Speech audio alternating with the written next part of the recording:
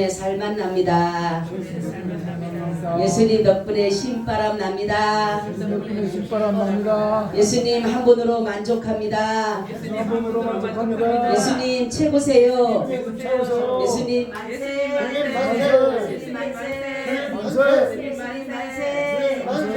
아멘. 네. 우리는 이 시간에 예수님이 이곳에 계신다라는 의미에서 예수님을 정말로 기분 좋게 하고 예수님을 기쁘게 하기 위해서 이러한 인사를 하는 것입니다. 오늘 말씀을 보니까 복음을 위한 바울의 헌신이라는 제목을 가지고 말씀을 드리려고 합니다. 복음의 가치를 정말로 깨달은 자는 복음을 위해서 무엇이든지 하려고 하는 마음을 가지고 간다라는 것이에요.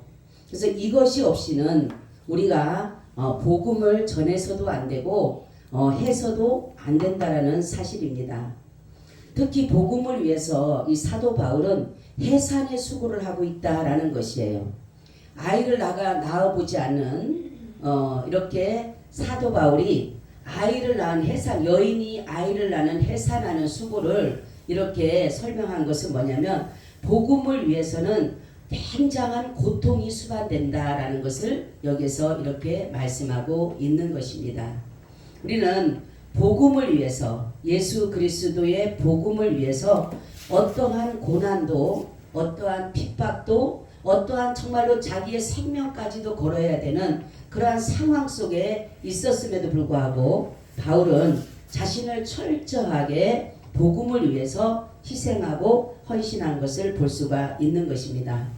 우리가 보면 바울을 보게 되면 바울은 자기를 위해서 살았더라면 그는 정말로 굉장히 멋있게 세상적으로 말하면 성공한 사람으로서의 삶을 살았을 것이고 많은 사람들의 부러움을 사며 많은 사람들의 지지를 받았을 거예요. 그는 자기의 그 살아온 배경, 학문 이러한 것들을 보게 되면 엄청난 그 사람을 따라갈 수 없는 그러한 모든 배경을 가지고 있고 학문을 가지고 있습니다. 그 당시에 또한 바리새인이다 하면 굉장한데 가말리엘 문화에서 내가 정말 교육을 받았다라고 하는 것은 이 바리새인 중에서는 엄청난 일들이라는 거죠.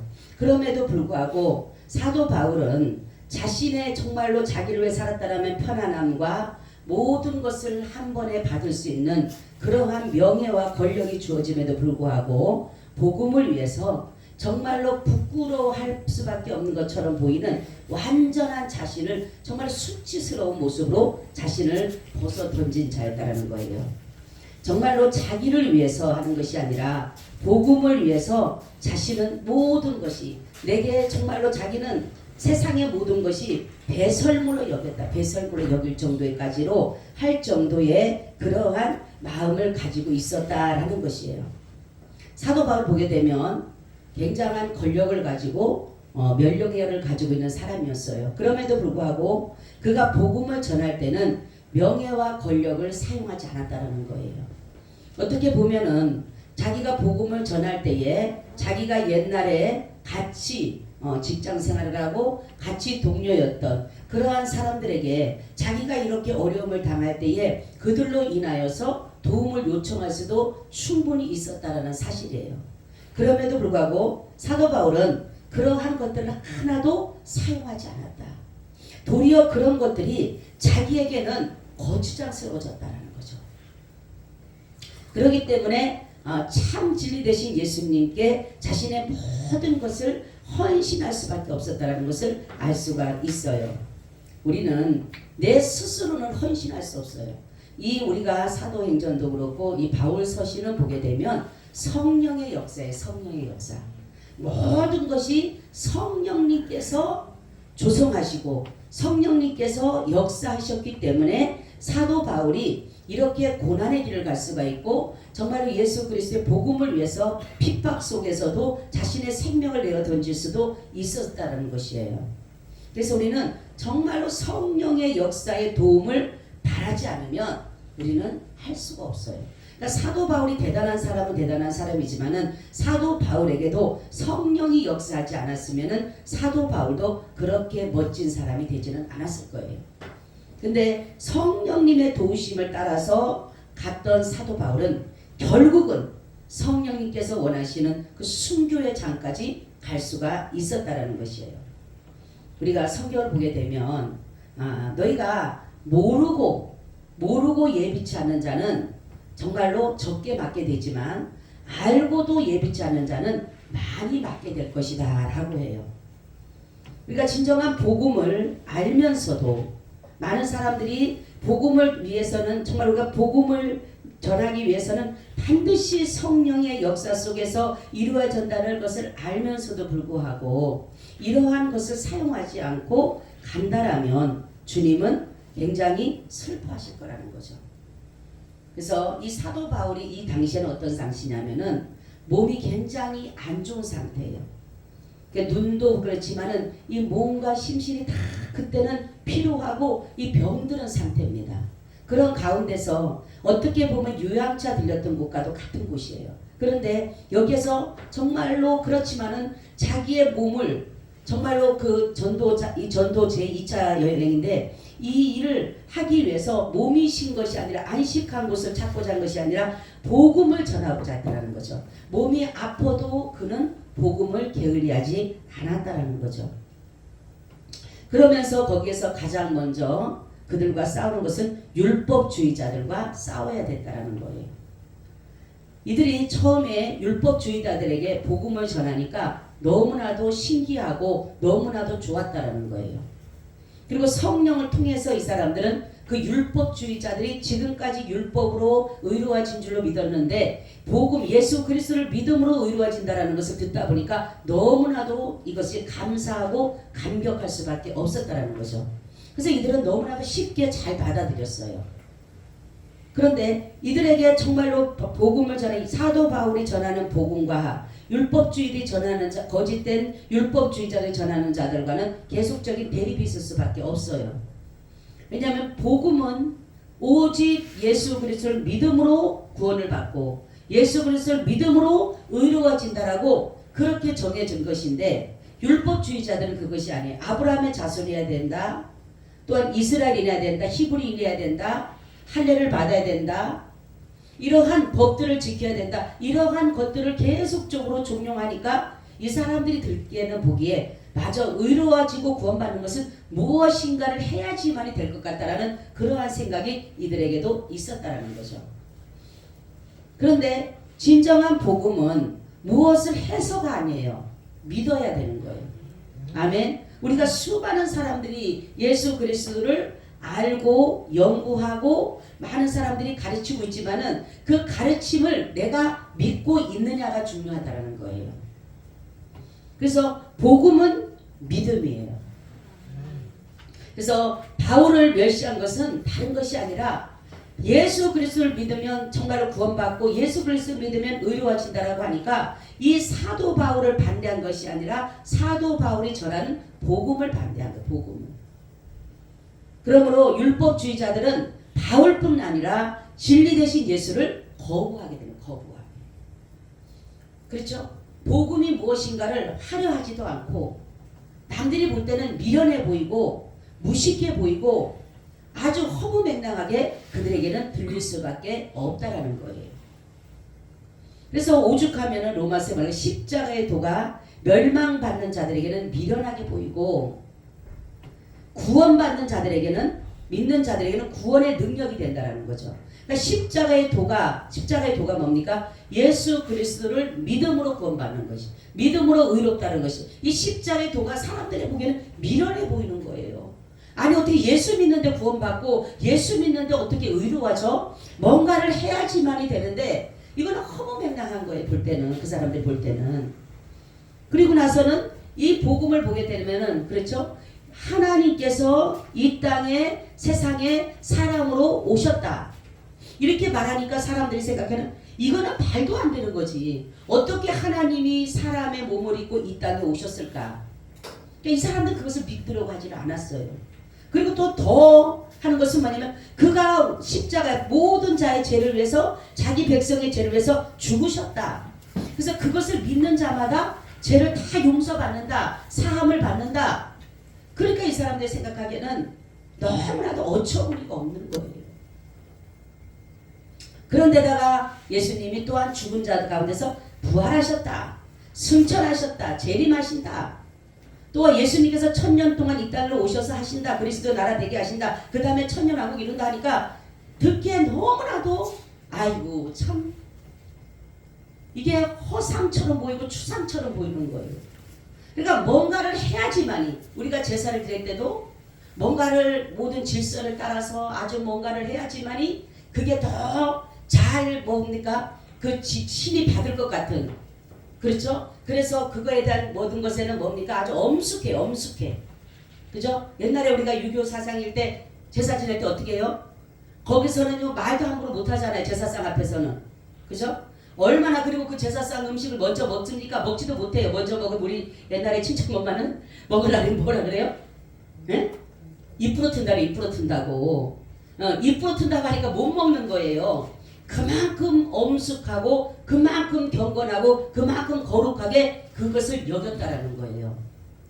근데 사실 유교가 우리를 구원할 수 있나요? 우리의 죄를 구원할 수 있나요?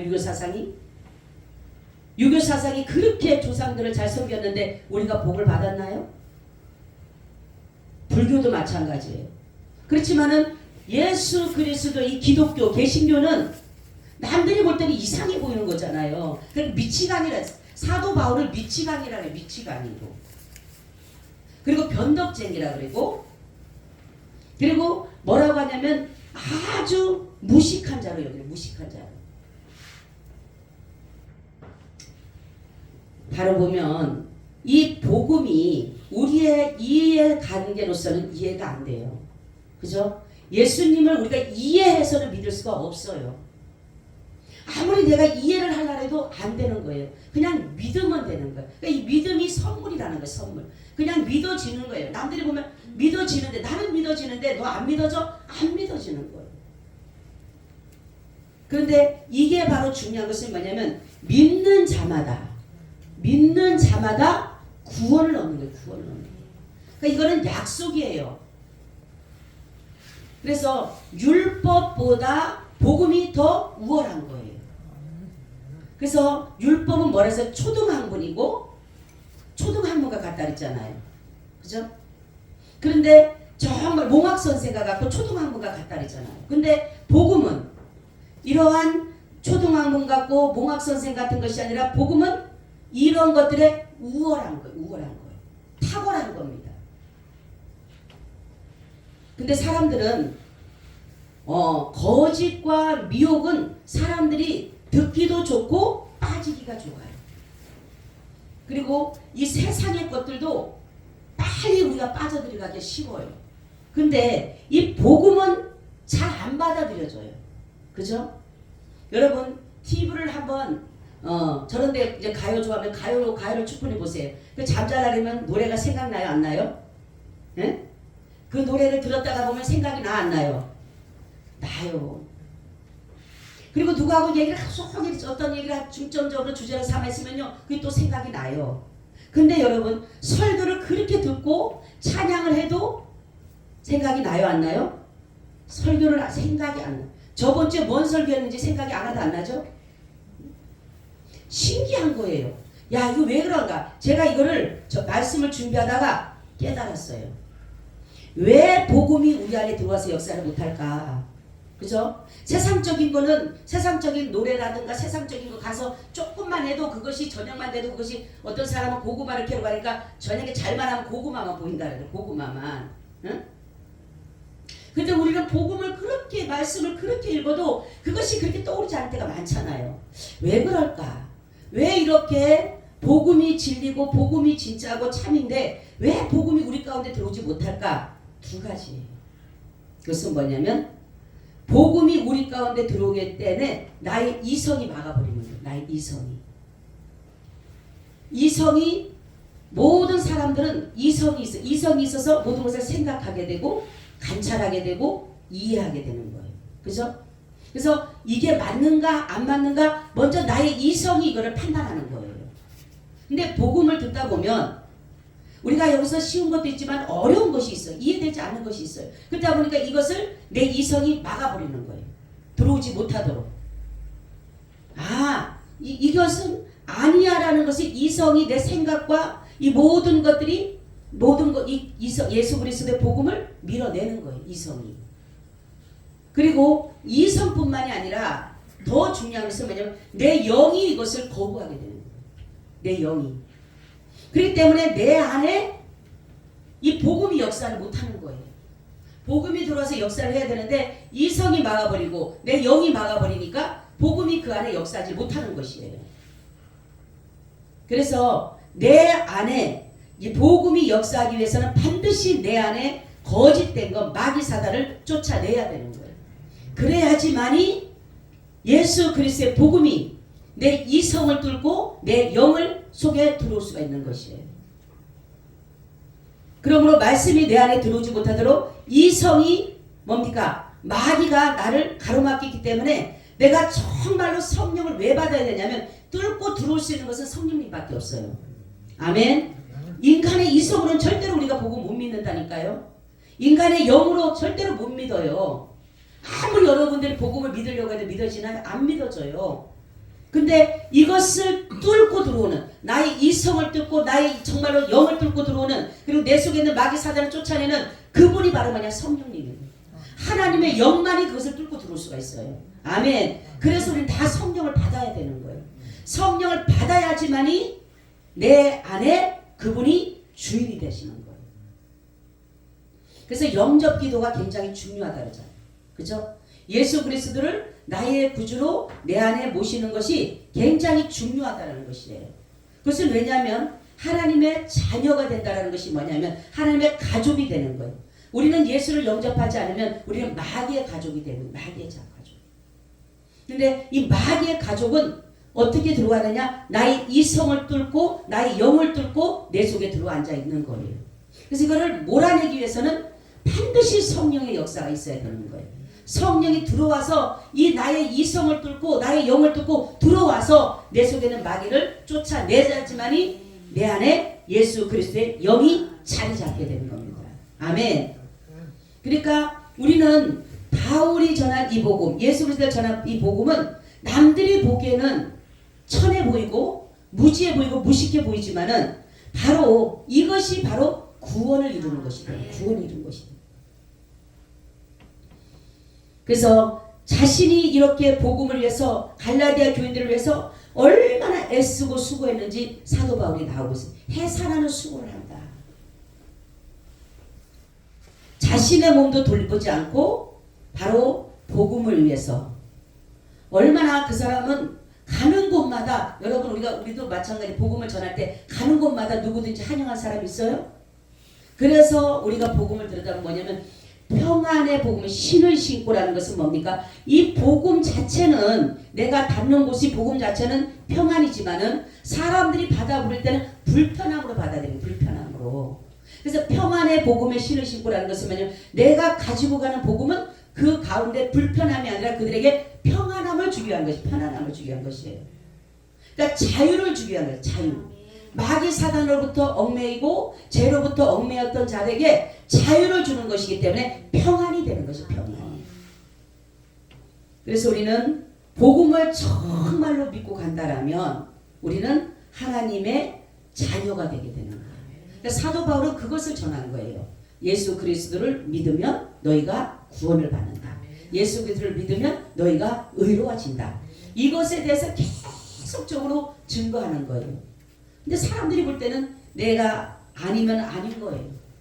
사람들은 다 자기가 자기의 이해에서 맞게 이해가 되면 받아들이고 이해가 안 되면 거부해버리고 이것이 바로 우리의 자아의 자아. 그죠? 그래서 자기가 어떤 사람이 이해가 아주 넓은 자아가 넓은 사람 어떠한 학문과 여러 가지 배움이 있고 이런 사람 깊이가 있는 사람들은 그 사람들은 그래도 좀 어느 정도 커서 어떠한 이해가 더 많은 폭넓게 들어갈 수가 있어요. 그렇지만은 그렇지 못한 사람 너무나 이 좁아요. 이해가기가 좁다 보니까 어떤 것을 이해하기가 힘들어요. 내 자아가 아주 뭡니까? 작은 거예요. 작은 거예요. 근데 우리는 이 모든 것을 역사하시는 분은 성령님이시죠. 그래서 반드시 성령을 받아야지만이 내 안에 그리스도가 주인이 되는 거예요. 그거를 위해서 주님은 오신 겁니다. 사도 바울은 그거를 위해서 핍박을 받은 거예요. 고난을 받은 거예요. 자기의 모든 권력을 던져버렸고 명예를 던져버렸고 모든 물질을 다 던져버린 사람이에요.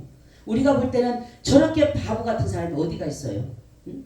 가만만 있어도 그 사람은 말하자면 검사장과 같은 사람, 검사장, 재판장과 같은 사람이에요. 그럼에도 불구하고 가만만 있어도 그냥 돈이 들어오고 가만만 있어도 명예와 권력이 있는 그러한 사람이 복음을 위해서 이렇게 정말로 핍박을 받고 고통을 당한 것은 이것이 바로 참이기 때문에 그리고 이것이 바로 진리이기 때문에 그런 것이에요.